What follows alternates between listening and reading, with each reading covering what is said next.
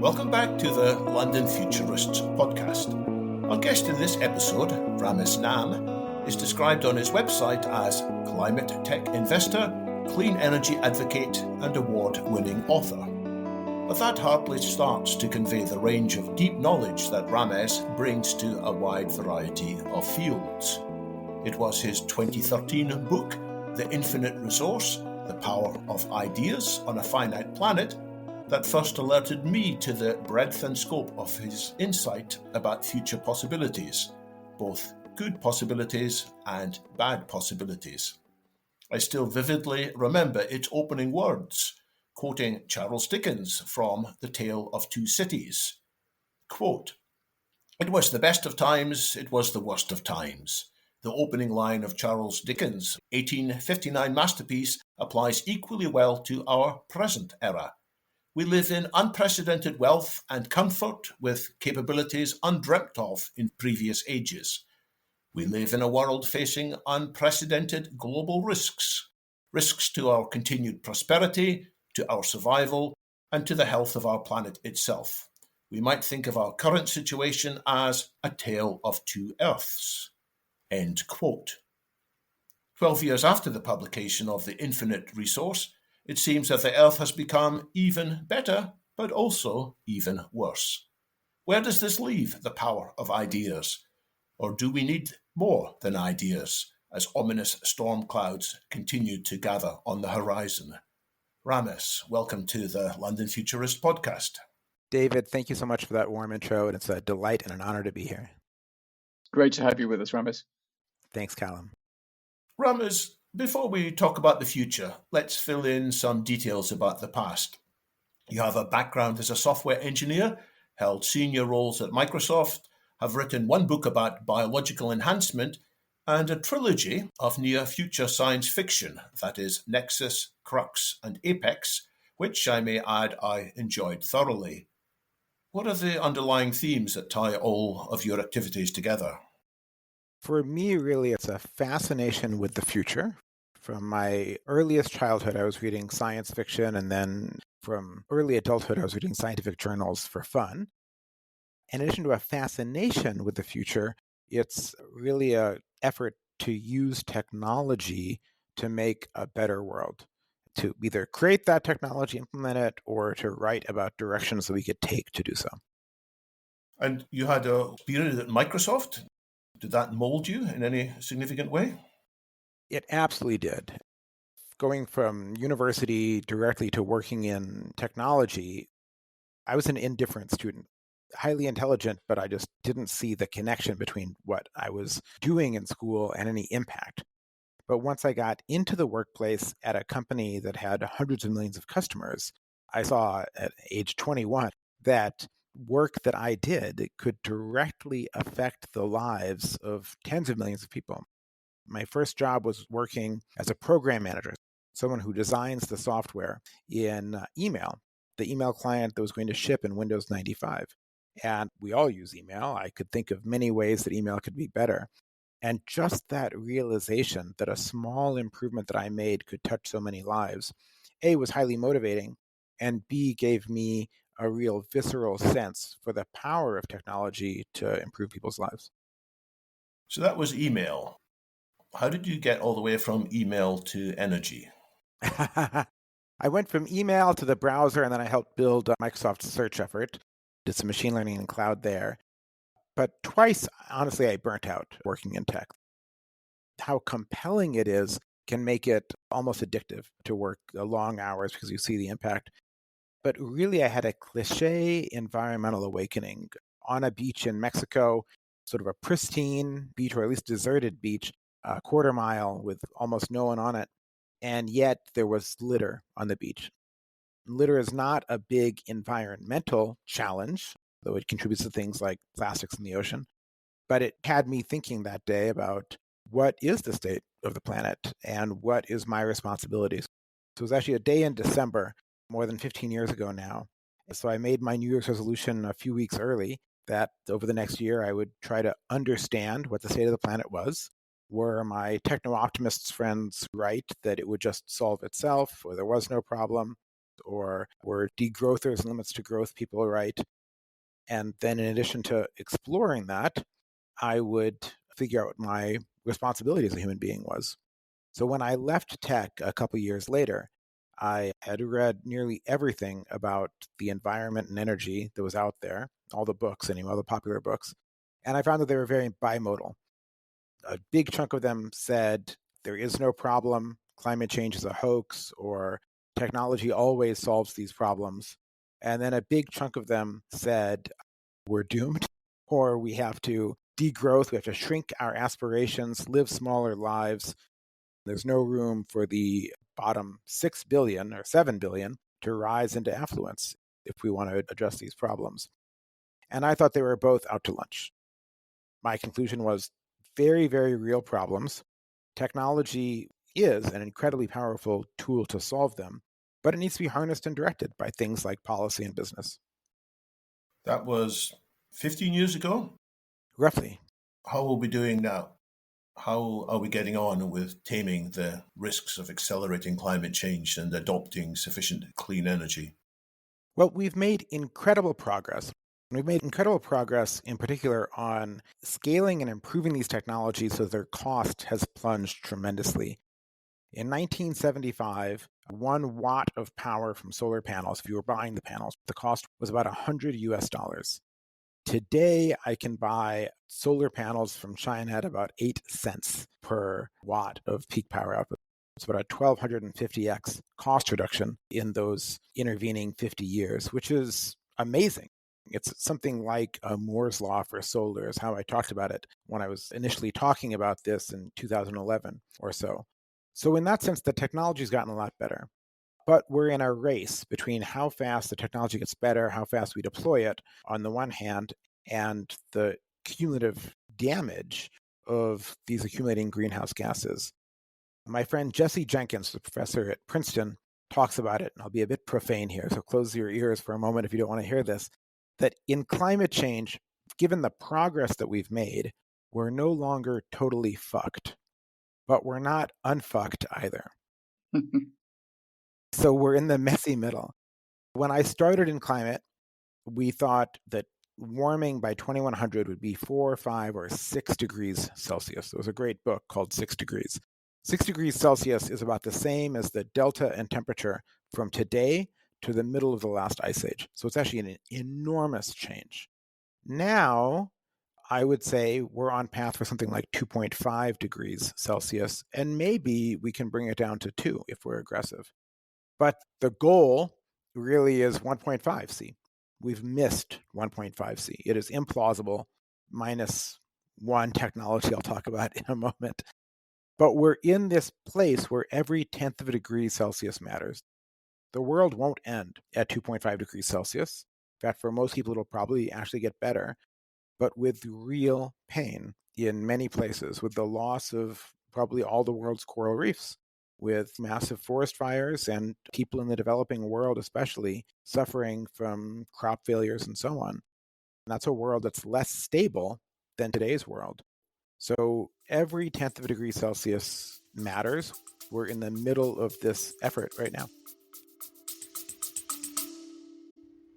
We'll be right back after a quick break. If you spend way too much time online, first of all, same. And second, you need promo guide talk pills. I'm Rawal, and with Alex, we break down everything happening in tech, digital marketing, and the internet's latest chaos. No boring corporate talk, just real discussions with real opinions. So go on, press play. You know you want to.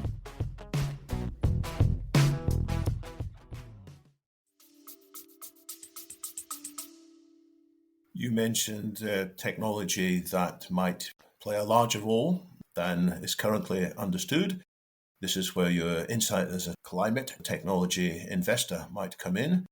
Can you share with us some aspirations for technologies that could make an even bigger difference and reduce our temperature, maybe by 0.1 or 0.2 degrees? The major efforts right now, if you look at the amount that we're spending, which is on the order of $3 trillion a year, it is not a small amount of money, is going into clean energy, which is really predominantly solar and now batteries, but also wind and so on is in there, and then mobility, electric cars and batteries. Together, they account for almost half of emissions, a little bit less than that. There's more work now happening in heating and in heavy industry, which are hard. And one day we'll start to tackle agriculture and land use change. But all of that is about cleaning up what we do, reducing emissions. If you really want to try to stay below 1.5 degrees Celsius, there's really just one technology that can get us there. And that is sunlight reflection, or geoengineering, solar radiation management, that's reflecting a tiny bit of the sun's energy back into space to create a little bit of a heat shield around the Earth. That is the least popular and most feared technology possible in climate change. People on the right and left both hate it and both fear it. Nevertheless, when you look at the bill for mere billions of dollars, we don't say mere and billions together very often, but for mere billions of dollars, not trillions, we could cool the Earth by a few tenths of a degree Celsius. That doesn't solve all problems. We'd still have ocean acidification and so on, but it would give us time to make progress on decarbonization with less of the impact on things like coral reefs and forest fires and food production. And how would we do that? Is that by seeding particulates into the cloud layer? Yes. And also, how do we avoid unforeseen consequences? It's nice to hear that we're unfucked, and I like your idea of getting us even more unfucked. But of course, this could fuck us all over again in a totally new way. Two great questions. Implementation. There's really two styles of this. One is marine cloud brightening, which you can do by spraying salt water from sea level. And that is the less controversial, and some work is starting on that. There's some efforts in Australia even to do marine cloud brightening over coral reefs during heat waves to try to cool them, for instance. But it's a local change.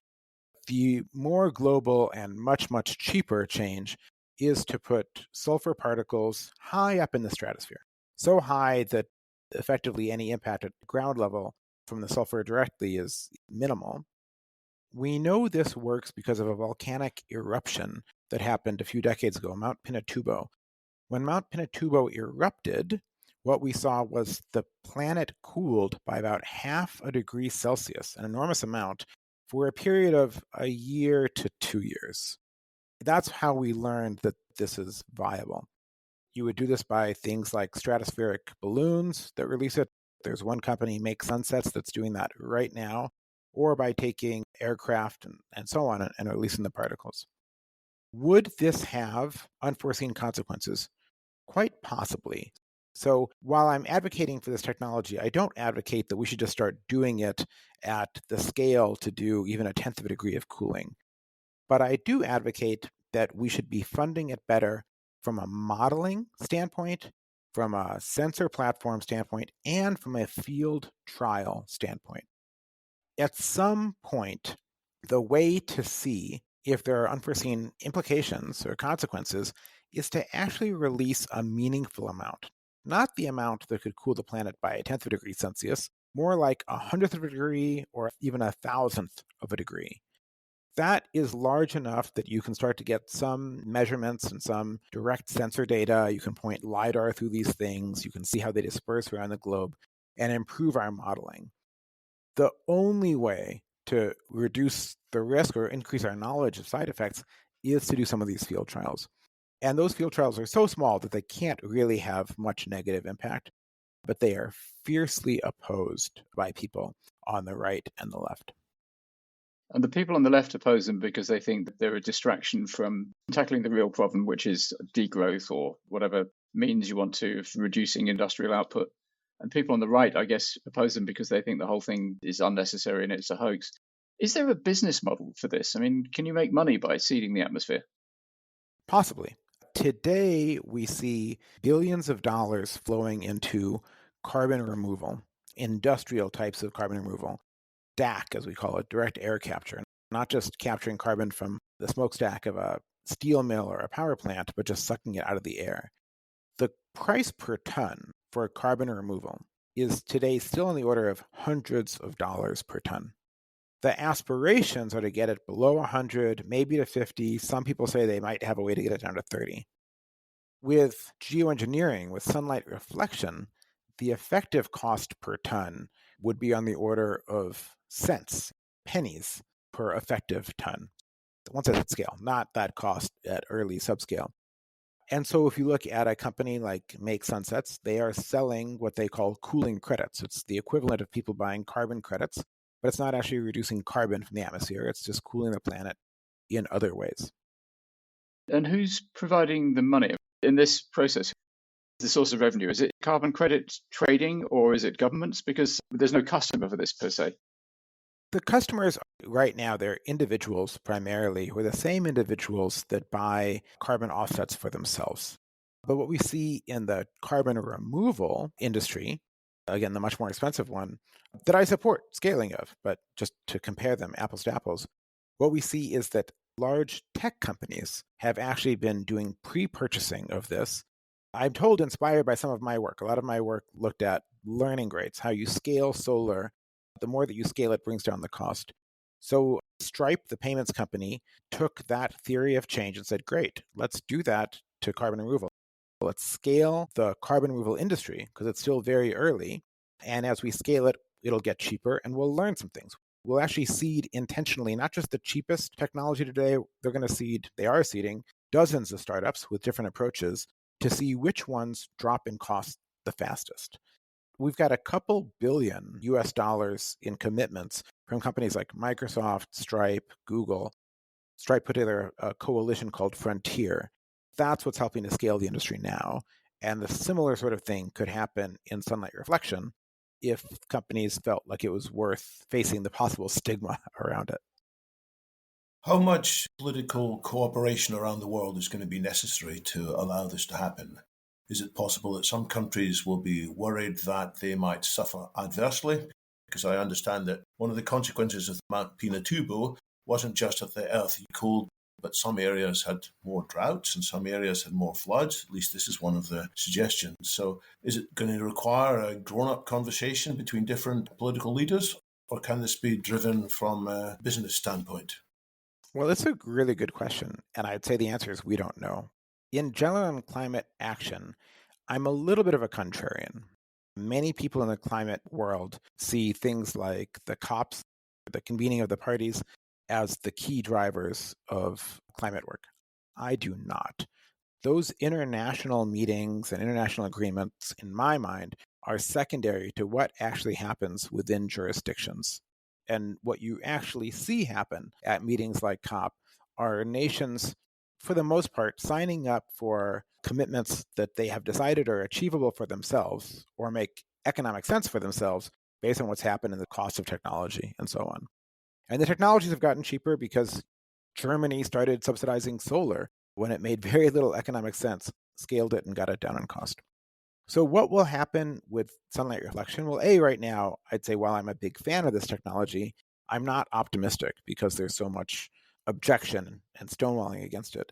But it really could be done by a single nation. So would that happen? I don't know. You can get into all sorts of geopolitical questions around it. Even an island nation might be able to afford doing it at a material scale. Now, again, we have to worry about these side effects, but there's actually debate about whether or not these things are real. One of the most eminent scientists in the field has told me that actually this is mostly myth, and that most of the modeling and most of the observations don't support the idea of substantial changes to rainfall. Again, the way to find out is to do some field trials at a scale that is small enough that there's no realistic risk of any negative repercussions, but large enough that we can measure it.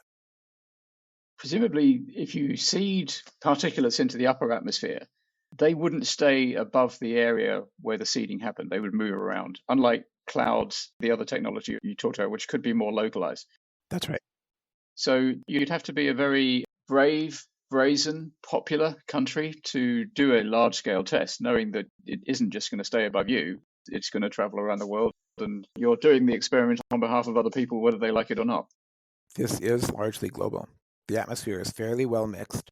There is some hemispheric scale deviation. If you do it in the northern hemisphere, most of the effects happen in the northern hemisphere.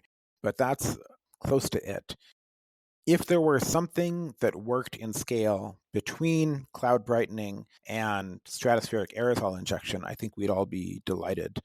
It would be amazing to be able to do something like a solar shield over the Arctic, for instance, because loss of Arctic sea ice has many repercussions. Just by increasing the Earth's darkness, it has major implications, and we have things like methane release and so on to worry about.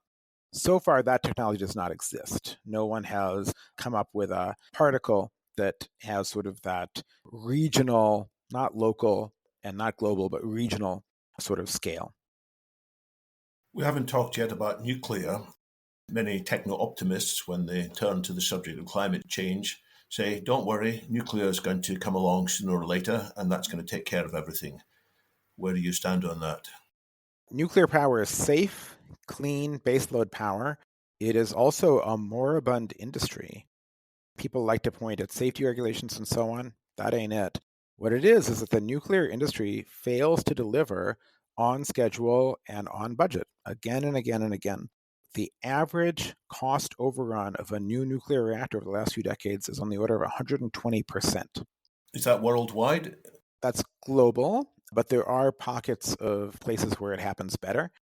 China and South Korea managed to build nuclear more or less on time. Not always, but much closer. South Korea is exiting the business, sadly. I wish they wouldn't. China is really the main hope for nuclear right now. That said, it doesn't have to be that way. One of the main lessons of the learning rate, this phenomenon we see where when you mass manufacture something, it gets cheaper, is do things that are repeatable. Stamp out the exact same design again and again and again. That's how France built their nuclear fleet. They picked a design, basically, and did it. Today, doing that is challenging because what happens is, I'll just talk about the US since I know it well. You have a regional utility that needs more energy, and they look at their options. If time is critical, you get a solar plant done in a year, period. Solar and batteries done in a year. It just happens. If you have a little bit more time, natural gas turbines are backordered around the world, but 3 years you can have a natural gas turbine operational. It's not clean. It's cleaner than coal, but it's not zero carbon energy, but it works, and it's flexible, and it's pretty affordable. If you're going to start a nuclear project, it's going to take you a decade. It's going to run over, and maybe you don't need a whole gigawatt. Maybe you only need to add a couple hundred megawatts of power. Well, today's nuclear reactors don't fit that. There's work on small modular nuclear reactors. Those have a variety of challenges. I do hope for them to work. They're not there economically yet. But what we need, whether the reactors are small or large, is something to break that chicken and egg. You need to say, we're going to find a way to order the construction of 50 reactors of the same scale, and we're going to share risk and cost between the buyers. Because the first purchasers are the ones most likely to see it go over budget and over time. The last purchasers are the ones most likely to get the benefit of an industry that has been scaled and the supply chains are working and so on now. So everybody wants to be last. Nobody wants to take the first mover hit. You have like a 10th mover advantage or a 40th mover advantage. But if we can find mechanisms to share that cost and risk and order at scale, that's what I think would have the most impact on rebuilding nuclear and getting it back to where costs are at least predictable.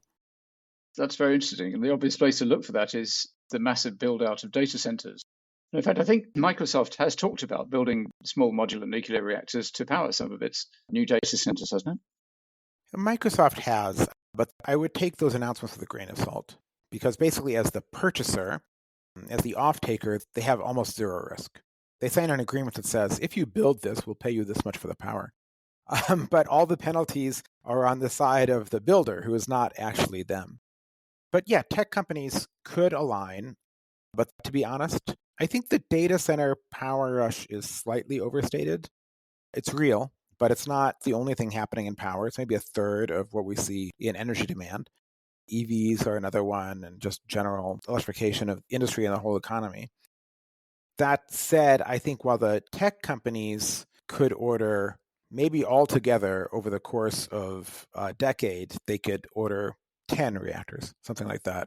It's really the utilities that are the ones that could come together to order at sufficient scale. We talked about data centers, which is a natural segue into AI. The last time I've heard you talk about AI, Ramez, your techno-optimism was bright and clear. You felt that artificial general intelligence, superintelligence were a long way off and not likely to be a threat in our lifetimes. And a lot of people's timelines have shrunk since the arrival of GPT-4 particularly. Where are you now on that? Are you more interested in the existential risk of superintelligence or not so much still? I'm bullish on AI, and I'll just be frank, I was surprised by ChatGPT and how far LLMs have come. And I think most people were. I think the definition of AGI has been weakened. People hear AGI and they think Terminator, and it's not. AGI, Sam Altman's definition, is something that can do 80% of human economic tasks, or 80% for 80% of the jobs. Sam seems to have a different definition every week. Yeah, I like that definition. But the key point I'm making is that when people say AGI, they're talking about a toolkit. And they're not even necessarily talking general, to be honest. They're talking about something that checks a lot of boxes. I think, A, it has tremendous positive impacts. B, it has real world negative impacts to watch out for. Things like job dislocation. I don't want to say job loss, because I think it will create more job niches. So it might not be net job loss, but it will be concentrated job loss in certain domains. Not always. Sometimes by automating 80% of a task, we'll find that we've made the task 1/5 the price, and demand elasticity being what it is, that we just scale how much of that we're doing. So I think that's actually a great thing. And I think AI will be helpful in things like drug design, materials design, and just as a general cognitive prosthesis. Not as much as Dario Amodei thinks. We're not going to cure aging in 5 years with AI, as he's saying, because biology is very messy and the real world is still complicated, and we've got to test it. So mostly I'm a bull on AI. Do I think AI is an existential threat to humanity? No, I still really can't get my head around that. My P-doom, as they say, my probability of doom is sub 1%. The only thing I really recognize as an existential threat to humanity is global thermonuclear war. Bioweapons may one day become an X risk. They're not today. If there's any way that AI could be an X risk, I think it is through democratization of the ability to create bioweapons. That's the scenario I think is most likely. Not that the AI becomes sentient and decides to turn us all into paperclips. I'd make a lousy paperclip. But that the toolkit gives smaller and smaller teams with smaller and smaller resources the ability to do things that are unsavory. Just as it gives us the ability to do things that are very savory, it will be used as a weapon. You're not at all persuaded when people like Stuart Russell and Max Tegmark and Jeff Hinton and Joshua Bengio talk about the possibility that in creating superintelligence, let's forget about AGI, it's a strange concept which is flip-flopped in meaning all over the place. Let's just talk about superintelligence, which is a machine which is smarter, much smarter than the smartest human. You're not concerned that if it happens, and it's entirely plausible that it could, that it would be our successor species, that we would be creating a successor species, which might actually work out terribly well for us. I don't agree with Eliezer Yudkowsky that it's necessarily all doom and gloom at that point. It might decide to solve all our problems for us, which would be great. But we wouldn't be in control any more than the chimpanzees are in control now, because we're the smartest species on the planet. If and when superintelligence arrives, it will be the smartest entity on the planet. You don't think that's a serious possibility? No one's working on that. Really? People use the word superintelligence. What do they mean? So here's how I'd put it. The cost of intelligence, quote unquote, I even hate to use that word, the cost of intelligence is plummeting. The cost of data analysis and pattern matching is plunging, and it's plunging incredibly fast. Amazing. But to get to the point where I would believe that we're at risk of a sentient species, we would have to be seeing work on creating software entities that have agency and are volitional. And by volitional, I mean they have a goal set that they themselves self-modify. In addition to that, part of why we fear being replaced in the way that the Neanderthals were outcompeted, perhaps, and replaced, is because we ourselves are a product of biological evolution that causes us to be resource acquirers, and to be highly competitive and to look to spread and propagate. That is not the case in the intelligences or the software systems that we've created today. And that's not going to emerge by itself, not unless you go through thousands of generations, millions of generations to try to put it in there. ChatGPT has no wants. It has no desires. It doesn't even exist in a continuous sense. Your ChatGPT is distinct from mine. It doesn't learn. Not really. They feed it a little bit from your past chats to have it have some pseudo semblance of knowing who you are, some consistency, but it doesn't learn in real time.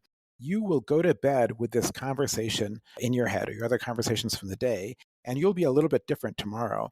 ChatGPT is the same tomorrow as it was yesterday until they release a new model, which takes months to train. This is nothing like us. This is not the picture of a biological entity that wants to preserve itself and spread its seed. ChatGPT doesn't care about preserving itself because it doesn't care about anything. It's just a tool. So show me somebody who's actually working on making autonomous, agency-filled, volitional, self-modifying in goals entities that also have a desire to exist and to propagate themselves or to acquire more resources. And then I'll get a bit nervous, but I just don't see anybody doing that. Well, I don't know about the self-propagating part, but certainly Sam Altman and Demis Hassabis are both working on superintelligence. They've both said it. Just because they use the word superintelligence doesn't mean it's anything like those scenarios. Demis says AGI is 5 to 10 years away. Sam says it's like this year, but again, by AGI, it just means like a really good toolkit, not anything that is sentient, not anything that's self-aware. When they say superintelligence, they mean something that's AGI, it's a toolkit that's better, not just equivalent to humans, but is way better than humans at a whole bunch of things. Great. Awesome. Airplanes are way better at flying than I am. I don't fear them. They are tools. I don't know of anyone seriously with any substantial resources working on self-aware, sentient, volitional entities that have a preservation instinct and a desire to consume more resources. I think the argument is that many of these features may arise unintentionally, that some of the new features in the large language models were not designed in, but seem to arise just by virtue of scaling up and by some combination and convergence. And possibly some of the self-preservation tendencies may emerge in ways that haven't been foreseen. After all, these systems are opaque and surprising. I'm shaking my head. There is some stuff that surprised us, but those sorts of things, the preservation instinct and so on, that doesn't happen as just a random bug or a new emergent property of scale. It's happened because of evolution. It's happened because everything in biology stems from the simple, almost tautology that the stuff we see is stuff that managed to find a way to preserve itself and propagate itself and spread, right? That took billions and billions of years. It took a lot of cycles to get to anything like where we are now. We don't have 1,000 versions of ChatGPT fighting it out against each other and trying to have offspring. That's just not what we do. As a science fiction writer who loves writing that scenario, by the way, I just really think this is science fiction. If your P-doom is less than 1%, what about your P-democracy? Very good. How optimistic are you that democracy is going to survive in a meaningful sense over the next 4 to 8 years? You wouldn't be thinking about America in particular, would you, David? There's other parts of the world where the similar trends seem to exist. People are saying democracy is bad news. Look what democracy produces. We need to have strong, monarch-like people taking decisions on our behalf. Some of my optimism as a human being is probably genetic. Some of it's that I'm an immigrant that grew up in a much richer country than where I was born and where my parents came from. So I saw the progress that technology and time and open markets and democracy bring. But some of it was seeing long-term trends. And while the trends in the material world, material well-being of humans continue to get better, in about 2000, the trends on democracy improving around the world and increasing flatlined, and now are somewhat declining. So color me highly, highly, highly concerned. Now, do I think democracy is going to go away in the US? No, I do not. I think that there is some risk of that, but I think that risk is, let's say, sub 10%. Now, 10% risk of democracy going away is ludicrously high and is actually quite horrifying. It's clear that what's happening right now is the greatest threat to democracy that the US has seen since the Civil War, the greatest threat to America's cohesion since the Civil War. It's also clear that real damage is being done. So I think at the end of these 4 years, we're going to see institutions that are dented and beaten up and battered, and we're going to see a backsliding on a number of things. But at least in the US, I think that we will still fundamentally be a democracy. We'll still have elections that are fair and free, modulo issues like gerrymandering and the Electoral College and so on. I think the First Amendment will still hold. You still have a right to free speech, which is maybe the most bedrock right, even more important than a right to vote. We'll still have a right to a free press, though it'll be challenged by a variety of things that Donald Trump will do or is doing. So I think we're going to backslide. We are backsliding right now. And I see it in Eastern Europe. Hungary is a clear example of that. We see it in other nations around the world. So I'm concerned. I still believe we will come out of the next few years with most of the West, as we call it, being in a fundamental democracy, even if we backslid some. And I still have hope for making it better over time. I will say, if we come back to the AI conversation, these things are somewhat linked, because I do see social media, which I was incredibly optimistic about, as having been one of the drivers of the backslide in democracy in the US and around the world. It just makes populism too easy. And so if you ask me about plausible scenarios with AI that I'm concerned about that are not P-doom scenarios, I think the use of AI as a persuasive technology and as a manipulative technology has real dangers. And I think that could make democracy function worse. It could take what social media has done and put it on steroids, so to speak. It's great to hear you speaking freely about the political situation. I sometimes wonder whether people with some public profile, and that includes you, are inclined to self-censor in America at the moment, because there's clear danger of being victimized. Sam Harris has said that he'll let us know when the Inland Revenue comes after him with fists swinging. And it must be quite tempting just to keep quiet for a bit and see what happens. One of the things that I wonder about is if Trump doesn't survive more than 4 years, and perhaps his policies turn out to be so disastrous now that he's unrestrained this time. Last time around he had adult supervision, this time around not so much. What will be the lasting impact on America, and particularly on America's reputation abroad? It's clear that somewhere between a third and half of Americans think that Trump is a good thing still, and they don't care that he's a bully and a mafioso and he's producing a slow motion coup. I wonder whether the rest of the world is going to think, even after normality resumes, so let's hope it is, whether the rest of the world is going to think we can't really trust America because so many Americans have this very warped view of the right way to run government. Yeah, I think that's a realistic worry. And thank you for saying that, Callum. I believe it's my responsibility to speak out. Not everyone has the luxury of, for whatever reason. I certainly would not urge non-citizens in the US to speak out right now because I think they're targets.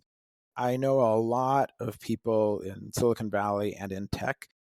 Most of them despise Trump and are worried, but they feel they have a fiduciary obligation to their companies. If they're tech CEOs, for instance, they know that Trump could come after them, could come after their company, and so they're making a calculus that they should stay quiet. There's a few people, Mark Cuban, Reid Hoffman, and so on, from the business community that have really stepped up. A couple venture capitalists, not many, more venture capitalists that are public are sort of pro-Trump, but the bulk of them, I think, are actually pretty disturbed by Trump. I'm more of a free agent. Whatever risk I take is on me. I just feel like it's my responsibility as a citizen of the US and as a human being to speak out. Bless you for that.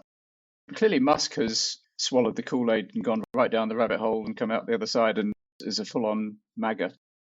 People like Jeff Bezos and Zuckerberg, they puzzle me a bit. I wouldn't have thought Bezos has become a MAGA, and yet he's totally bending the knee and destroying his reputation. Not everywhere, but in many places. I'm slightly surprised there isn't more of a move to boycott Amazon. Are they being persuaded, a la Musk, or are they, as you say, just tacking to the political wind to save their businesses? That's very hard for me to say. The stereotypical politics of someone in Silicon Valley are sort of left libertarian. Like gay marriage is great and taxes should be low. CEOs tend to get more and more anti-regulation for obvious reasons. They see directly how regulation hinders their companies from doing things. Those things may be positive, probably most of them are, but some might be negative, but they see less of that protection and more of it as a roadblock for them. So I think that does affect people. I think Zuck and Bezos, if I had to guess, have always been a little bit on the economic libertarian side, and maybe they've made, this is just speculation, maybe they've made a calculus, as I think others have. The deregulation benefits are worth the rest of the chaos. Maybe they made that calculus 6 months ago, and I'm sure that there is some eye rolling at home for most of these people. My last question, Ramez, comes back to the trends that you talked about, the trends that cause democracy to lose its luster. Are we sure that we've understood what's lying behind these trends? Otherwise, our hopes that things will reverse may just be naive hopes. I'm not sure that we're sure. And I think it's complicated. I think social media that I mentioned is one. But I think in America, look, I'll put it this way. When people are scared, or when people feel envy, or when people feel anxious, they gravitate more both to conservative side and to more centralized control. And media is really good at making people scared, whether they should be or not. But we also have this phenomenon happening, a couple of phenomena in the US. One is the growth of income inequality and wealth inequality. It's actually sort of slowed down over the last decade and more. Nevertheless, I think people in red states and in rural areas see stories of the enormous wealth of Silicon Valley types, and I think that's a little shocking and not necessarily very savory to them when they're sort of going paycheck to paycheck. It's easy to other the threat. I think Goebbels might have said this a long time ago, but you can point at the foreigner as the reason that you're suffering, whether it's the immigrant in your country or just other nations. You can have a very zero-sum view of the world. The zero-sum view of the world is probably the default view. It's not accurate. The world is actually quite positive-sum most of the time. But I think for most people, they think zero-sum. One person winning is another person losing. And Trump very much thinks zero-sum. The other thing I'd say is, while most of the anxiety is driven by media making more money off scary stories than positive ones, there's real challenges. In rural areas in America, we've had a crisis of drug addiction, of despair, of job stagnation. Employment is lower in those areas. Wages are lower in those areas. Those small towns are often drying up. The best and brightest kids leave and don't come back. And that's why the opiate epidemic and the meth epidemic in the US are actually not inner city phenomena. They're primarily rural phenomena in both cases. There is obviously some inner city as well. That level of despair can easily be translated by a savvy politician into hatred of the other.